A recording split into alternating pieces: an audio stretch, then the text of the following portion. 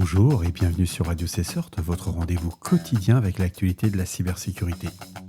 Nous sommes le samedi 19 avril 2025, épisode 260, en direct de Versailles.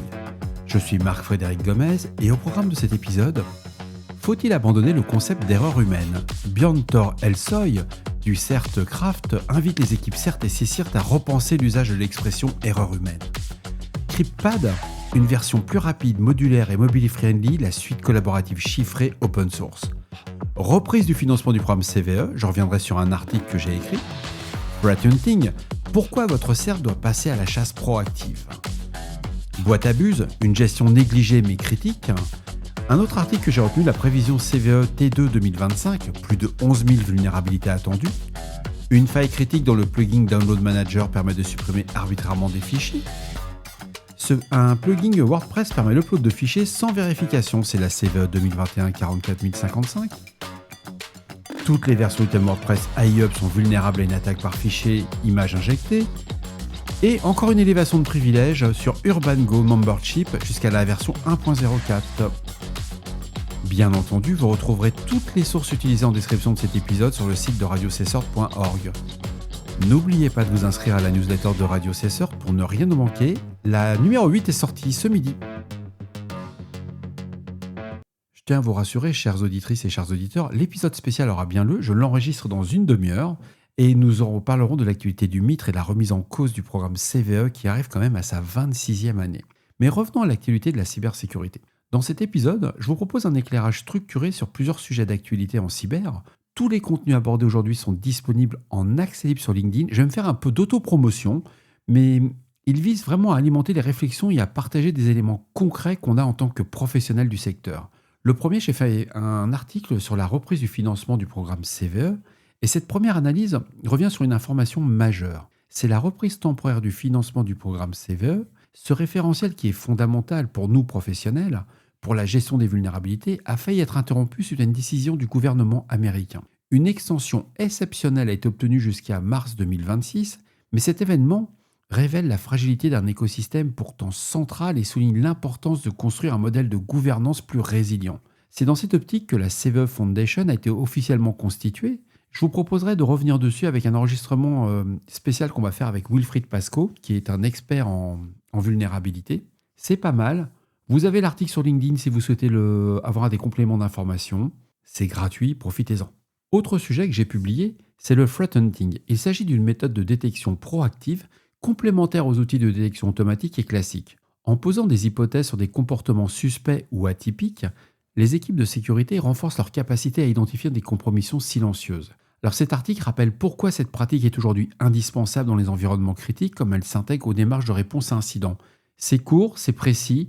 Je vous le recommande. Bon, je ne vous le cache pas, c'est moi qui l'ai écrit, mais c'est surtout le fait que j'ai voulu faire un article qui soit actionnable. Je vous souhaite une très belle lecture. Et faites-moi un retour si vous avez trouvé ça intéressant ou au contraire vous avez dit non, c'est naze, on ne veut pas en entendre parler, quoi. Dans une autre contribution, j'aborde la gestion des emails adressés aux boîtes à bus. C'est quelque chose qui est souvent négligé. Cette interface reste pourtant essentielle pour les signalements liés à l'usage malveillant de noms de domaine ou de pratiques non, légites. Et l'article propose une approche structurée basée sur les risques, allant de la configuration technique à la réponse opérationnelle. Il vise aussi à rappeler que cette gestion fait partie intégrante d'une posture de sécurité complète, notamment dans le cadre de la réputation de domaine. Il y a pas mal de sources que j'ai mis en annexe de l'article. Je vous souhaite une très belle lecture. Je reviens sur une autre publication qui est, selon les données du FIRST, et on a plus de 11 000 CVE qui pourraient être publiés d'ici fin juin. Ce chiffre, bien qu'estimatif, sert à anticiper les pics d'activité des équipes de cybersécurité, en particulier de patch management. L'article met également en lumière les difficultés rencontrées actuellement par la base NVD, avec des délais de traitement et des erreurs de date de publication qui viennent perturber les modèles statistiques utilisés. Et pour conclure, chacun de ces articles a été conçu comme un point d'appui pour la réflexion collective, en lien direct avec les préoccupations des équipes de sécurité, en particulier si vous êtes dans une équipe de réponse à incident, que vous soyez un CERT, un SOC ou un CSIRT, voire un RSSI, vous pouvez les consulter sur mon profil LinkedIn. Ils sont accessibles. Bon, c'est samedi, je peux me permettre, ça s'appelle de l'autopromotion, mais vu que c'est gratuit, que je ne demande rien en échange, donc quelque part l'autopromotion, elle n'est pas terrible, quoi. C'est vraiment j'ai voulu faire des articles sur LinkedIn en plus du podcast. C'est parce que par rapport à des questions qu'on me pose. Et le podcast est hyper intéressant parce que comme j'ai pu le constater, vous êtes très nombreux à faire autre chose pendant que vous l'écoutiez. Moi, ce que je voulais, c'est que vous puissiez avoir un petit référentiel, mais rapide. Au début, je m'étais dit, bon, je vais faire quelque chose sur entre 5 et 10 pages. C'est trop long, 5 ou 10 pages, on n'a pas le temps de les lire, c'est pas vrai.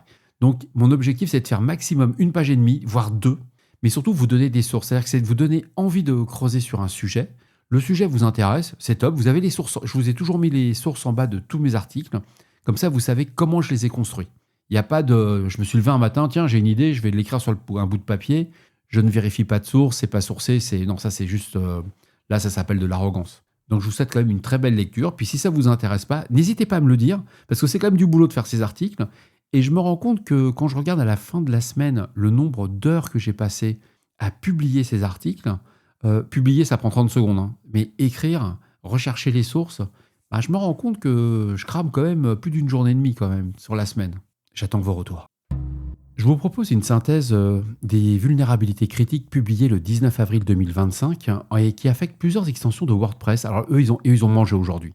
Alors, toutes présentent un niveau de sévérité élevé critique. C'est-à-dire que c'est des scores CVSS de 9, 8 à 10. La première, c'est la CVE 2025-3404, c'est le WordPress Download Manager. Ce plugin, Download Manager, est vulnérable à une suppression arbitraire de fichiers via une validation insuffisante des chemins dans la fonction Save Package. Le score CVSS, c'est 10. Le risque, suppression de fichiers système, compromission complète de l'intégrité du site.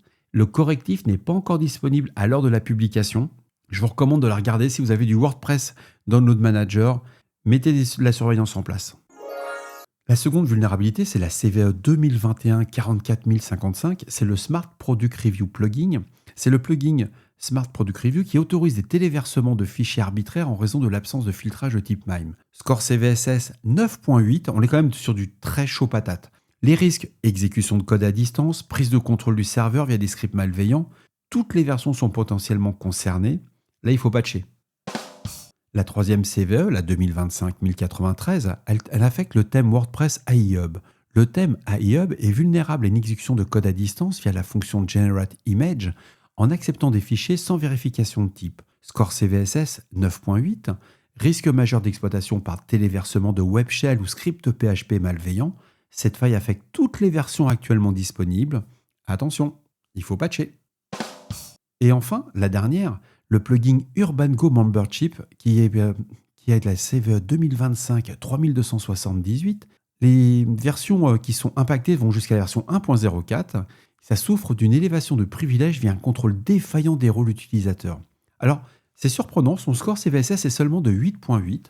Les utilisateurs authentifiés, c'est pour ça que ça a baissé un peu, il faut être authentifié. Ils peuvent obtenir des contrôles des droits administrateurs, désactiver temporairement l'extension ou restreindre les inscriptions si vous utilisez le UrbanGo Membership plugin.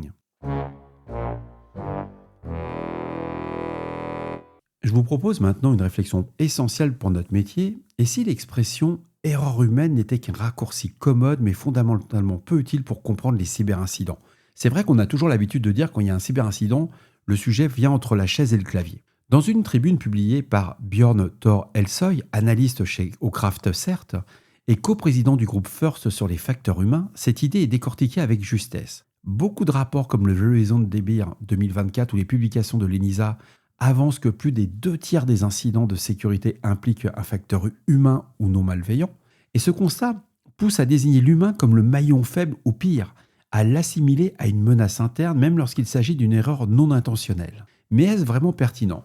Björn Thor Elsoy nous rappelle que les humains ne sont pas conçus pour détecter des homoglyphes dans une URL à l'œil nu. Qu'on le veuille ou non, nos limites cognitives ne sont pas des anomalies. Elles font partie intégrante de notre fonctionnement. Prenons un exemple concret. L'arrêt brutal de l'exploitation des macros VBA par les attaquants. Ce n'est pas une soudaine prise de conscience des utilisateurs qui l'a provoqué, mais une décision technique. Microsoft a désactivé leur exécution par défaut. Ce que l'auteur défend, c'est un changement de paradigme. Plutôt que d'incriminer les individus, il faut analyser les actions et les contextes. Il plaide pour des modèles plus riches, plus précis, empruntés notamment aux sciences et la sécurité. Enfin, il encourage la communauté, en particulier les membres du FIRST, les équipes CERT et CSIRT, à questionner l'usage des termes comme erreur humaine ou insider non intentionnel. Car à force de pointer du doigt l'utilisateur, on néglige des leviers bien plus efficaces. Le design, l'ergonomie, la conception du système. L'humain n'est pas un bug, il est une variable complexe, adaptative, irrégulière, mais fondamentalement intéressante. Et c'est une complexité qu'il faut intégrer dans nos modèles si nous voulons mieux prévenir, analyser ou réagir face aux incidents. Ayez confiance ou pas. Bon, personnellement, j'ai lu l'article, j'ai trouvé ça passionnant, je suis le groupe de travail de cette personne, c'est hyper intéressant, mais on reste quand même, pour moi, il ne met pas l'accent sur un point important, c'est la compétence. Quand un administrateur met un réseau d'administration en live, sans aucun filtrage sur Internet, c'est pas un problème d'humain. C'est une personne qui mérite d'avoir une formation. Voilà, je n'avais pas le droit de le dire à l'antenne. Je vous propose de vous parler maintenant d'un projet open source qui est montré qui a bien avancé en matière de cybersécurité, et ça prouve qu'on peut s'affranchir de certaines solutions collaboratives anglo-saxonnes. C'est la suite collaborative open source CryptPad, qui vient de publier sa nouvelle version, la 2025.3.0, toujours chiffrée de bout en bout, sans collecte de données. Cette plateforme continue de se positionner comme une alternative sérieuse aux outils bureautiques classiques, notamment pour les environnements sensibles ou attachés à la confidentialité.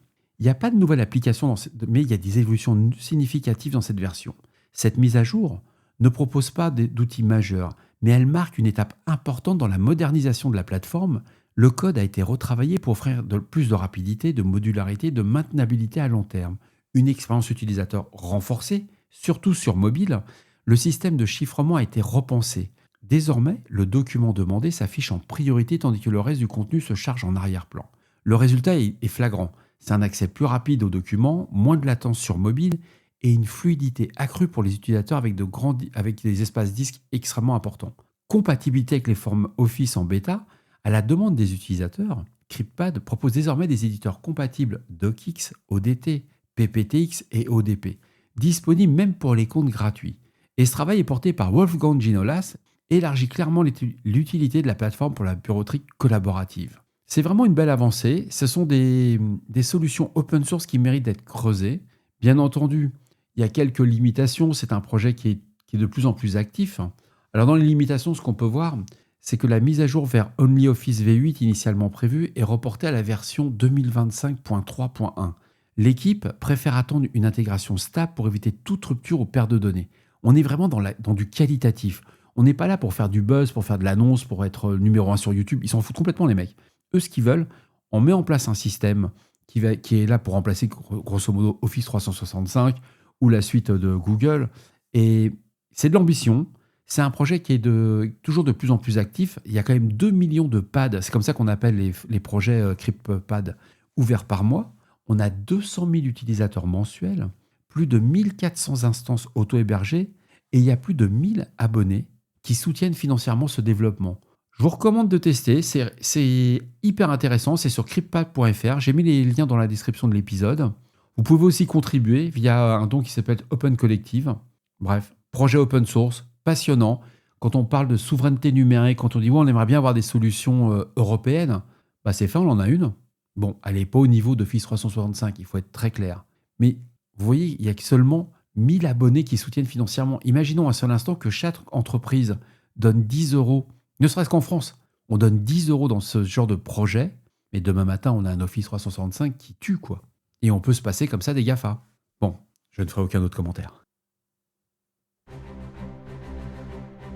Et voilà, cet épisode de Radio Cessor du samedi 19 avril 2025 touche à sa fin. J'espère qu'il vous apportera des informations claires et utiles. N'oubliez pas, si vous avez des retours ou des sujets que vous aimeriez voir traités, faites-le moi savoir.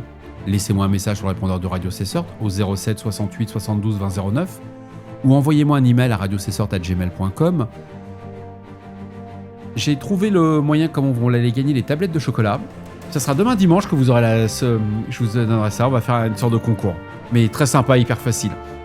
Là, j'ai une petite idée sur le fait il faudra laisser des messages sur les répondeurs. Et le message les plus sympas, ils se verront offrir une tablette de chocolat de pratiquement 600 grammes de chocolat. Avec les emblèmes de Radio Cessor. Il y aura des autocollants à gagner, des mugs. Les t-shirts, pour le moment, j'en ai que 2. J'attends la livraison j'en ai commandé une 20aine. Donc dès que j'aurai les t-shirts, ça sera aussi en plus. Si vous voulez soutenir le passage de Radio Cessor au format vidéo, ce qui est quelque chose de totalement différent. La cagnotte Litchi est ouverte. Je suis super content, on est à 1700 €, j'en reviens toujours pas. J'ai été faire un tour à la Fnac pour les caméras. Ouais. Alors j'ai baissé mes ambitions, hein, parce qu'au début j'avais un super objectif. Bon, 3009 l'objectif, j'ai fait, bon, en fin de compte, on va faire ça simple, hein. On va prendre une webcam. Je vous tiens au courant. D'ici là, restez vigilants, surveillez vos systèmes et surtout, on ne réfléchit pas. Je pars faire l'enregistrement avec Wilfried, parce que je suis un peu à la bourre, et je dois faire le montage. On se retrouve tout à l'heure pour un nouvel épisode. Ce sera l'épisode spécial sur les CVE. Prenez soin de vous. À très bientôt sur Radio Cessert. Je vous souhaite un très beau samedi du week-end de Pâques. Profitez-en bien. Faites attention à vous. À tout à l'heure. Ou au revoir pour ceux qui me verront que demain.